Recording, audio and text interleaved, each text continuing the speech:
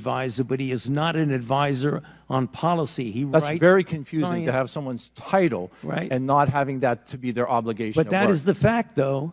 I think that supports what we said. There needs to be more oversight and there needs to be more accountability. Mr. Chairman, my time has expired, but these points are very clear to all of us today in this hearing room. I yield back. I now recognize Mr. Garcia from California for 5 minutes. Oh, he left?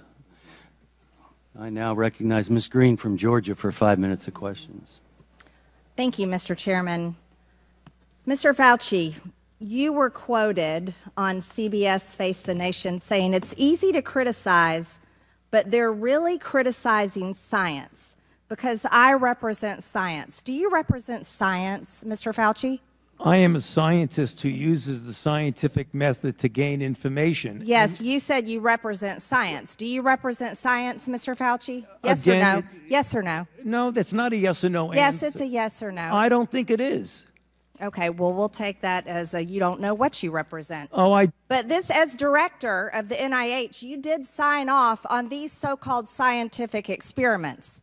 And as a dog lover, I want to tell you this is disgusting and evil, what you signed off on, and these experiments that happened to beagles paid for by the American taxpayer. And I want you to know Americans don't pay their taxes for animals to be tortured like this. So the type of science that you are representing, Mr. Fauci, is abhorrent, and it needs to stop. Mr. Fauci, you also represent the type of science where you confess that you made up the COVID rules, including I didn't hear what you 6 said. feet social distancing and masking of children. I never said I made anything up. You admitted that you made it up. You made it up as you went. I didn't say I made it up. So are you saying this is fake news, Mr. Fauci? I didn't say I made anything up. What did you say? I said that it is not based in science and it just appeared. But this is science. What does dogs have to do with anything that we're talking about today? These are scientific experiments. This is what you signed off on.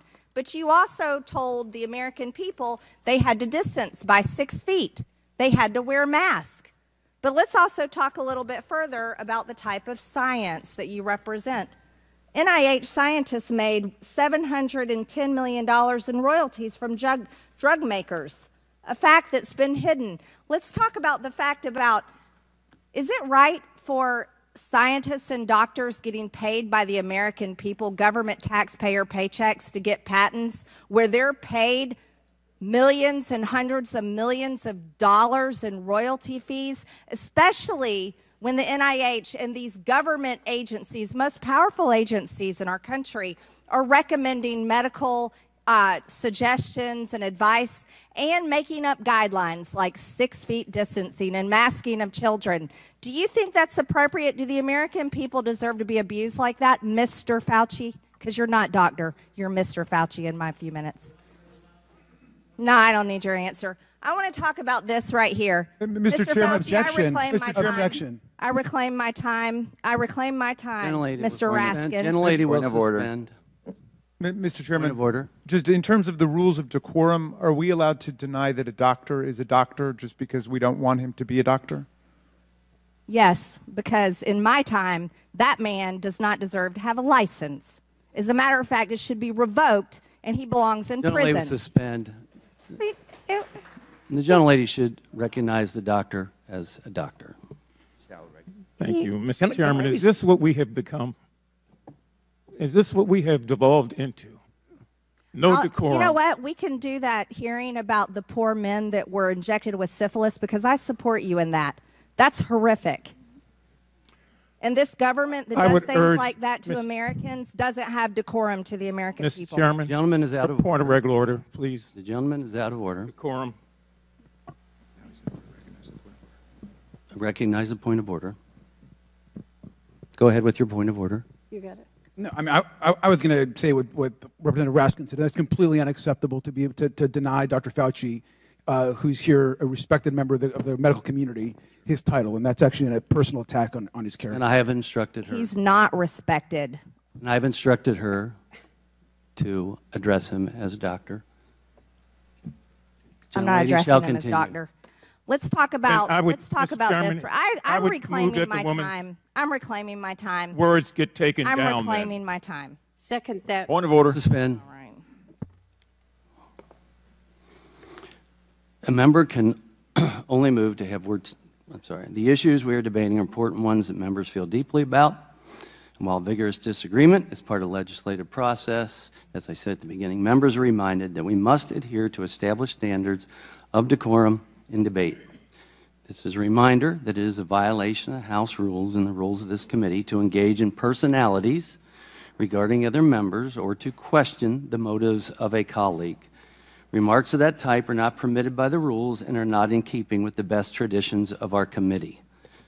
The chair will enforce these rules of decorum at all times and urges all members to be mindful of their remarks. Does the gentleman from California have anything further?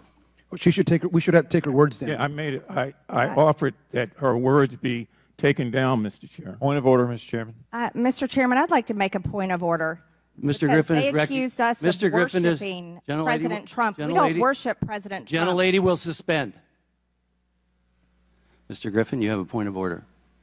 Mr. Chairman, while it may not be polite, I believe the rule only applies to members of this body, the Senate, and the President of the United States. I do not believe that it applies. The rule on taking down words does not apply to a witness. Again, I'm not condoning the words. I'm just relating or asking whether or not it applies to individuals who are just happen to be here in front of us.